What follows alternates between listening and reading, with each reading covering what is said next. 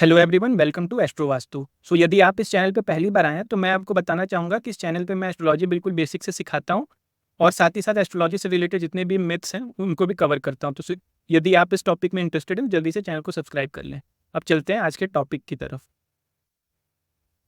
अभी तक एस्ट्रोलॉजी में हमने देखा था कि एक कुंडली में हाउस, प्लैनेट और राशि सबसे इंपॉर्टेंट होते हैं। तो अभी तक मैंने हाउसेस को कवर कर लिया कि हाउस क्या होते हैं और कुंडली में 12 हाउसेस होते हैं, उनके सिग्निफिकेशन। अब बारी आती है प्लैनेट्स की। तो अपने वैदिक एस्ट्रोलॉजी में 9 प्लैनेट्स होते हैं। तो उसमें से हमने पिछले वीडियोस में सूर्य, मून और मार्स, इन तीनों की सिग्निफिकेशन या फिर कारतत्व देख लिया है। आज हम देखेंगे बुध या फिर मरकरी का कारतत्व। तो स्टार्ट करते हैं।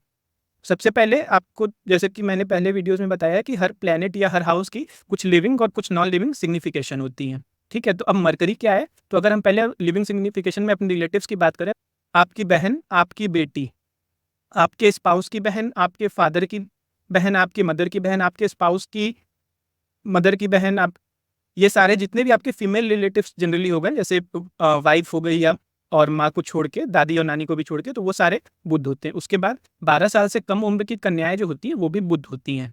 उसके बाद यदि हम जितने भी बर्ड्स होते हैं वो भी बुध होते हैं। ठीक है, उसके बाद बुध जो है उसका कलर ग्रीन है। हर प्लैनेट का अपना कलर होता है, तो बुध का कलर ग्रीन है, इसीलिए सारे प्लांट्स भी जो है वो बुध होते हैं। उसके बाद फिर मैं हमारे बॉडी में पार्ट्स की बात करूँ, जैसे हमारी स्किन है वो भी हमारा मरकरी है। तो इसीलिए यदि आपको जैसे स्किन रिलेटेड कोई प्रॉब्लम है, एलर्जी है, रैशेज है स्किन में, स्किन डिजीज कोई है, तो इसका मतलब कि बुध आपको खराब रिजल्ट दे रहा है। उसके बाद जैसे ईयर है, थ्रोट है, ये सब में भी यदि प्रॉब्लम है तो वो बुध आपको खराब रिजल्ट दे रहा है, बुध की वजह से वो प्रॉब्लम है।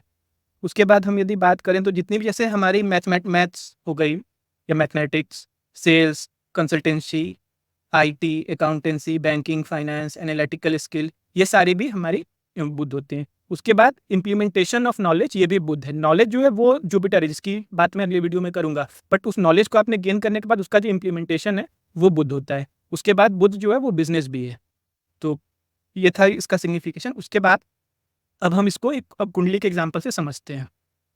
तो ये मैंने एक कुंडली बना रखी है, लेफ्ट साइड पे अलग कुंडली, राइट साइड पे अलग, और नीचे जो कुंडली है वो सेम है, हिंदी और इंग्लिश में है फॉर इजी अंडरस्टैंडिंग। तो अब देखते हैं, जैसे ये कुंडली का पहला हाउस है, इसमें जहाँ पे एमी लिखा है वो बुध है, शॉर्ट में लिखते हैं हम, या फिर बू जो लिखा हुआ है वो भी बुध है। तो अब देखते हैं, जैसा कि मैंने बताया, अब बुध जो है वो बिजनेस होता है और सन जो है मैंने पहले बताया कि वो फादर होते हैं। ठीक है, तो अब इसकी काफ़ी हाई चांसेस है कि जिसकी भी कुंडली, उसके फादर जो है वो बिजनेस करते हैं। इसी तरह से मरकरी जो है वो प्रिंस होता है, मतलब सारे प्लैनेट्स रिलेशनशिप की हम यदि बात करें तो जैसे सन जो है वो राजा है, मून रानी है, मरकरी प्रिंस है। ठीक है, तो प्रिंस है तो वो इसीलिए वो उसका अपीयरेंस थोड़ा यूथफुल है। अब फर्स्ट हाउस जो कुंडली में या जिसको हम लग्न भी बोलते हैं वो आपकी फिजिकल बॉडी को रिप्रेजेंट करता है। ठीक है, तो अब यूथफुल अपीयरेंस होने का क्या मतलब है कि ये पर्सन हो सकता है कि अपनी एज से थोड़ा देखने में छोटा दिखे।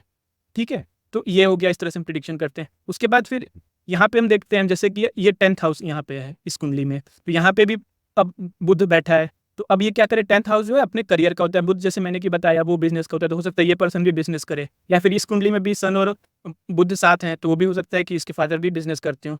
उसके बाद एक चीज़ मैं आपको बताता हूँ, जैसे बुध जहाँ भी होता है तो वो उसके वहाँ से 5वें घर को वो मतलब खराब करता है। ठीक है, तो अब यहाँ से हम काउंट करते हैं, तो ये जो कुंडली का 5वां घर आएगा, 1 2 3 4 5। ठीक है, अब 5वां घर क्या होता है? विद्या का, बुद्धि का, संतान का।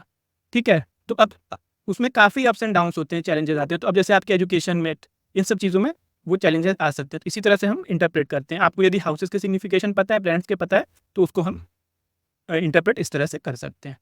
जैसे अदर सोर्स ऑफ इनकम भी 5वां हाउस होता है। अब मैंने बताया कि 5वां घर बुध जहाँ भी रहेगा उससे 5वें घर में दिक्कत देगा, तो आपको अदर सोर्स ऑफ इनकम में काफ़ी दिक्कत हो सकती है। मतलब जैसे आप मेन इनकम तो आपकी जॉब से आ रही, but other source of income आपको साइड इनकम कमाना चाह रहे, उसमें आपको अप्स एंड डाउन्स काफ़ी आ सकते हैं। तो इस तरह से हम देखते हैं।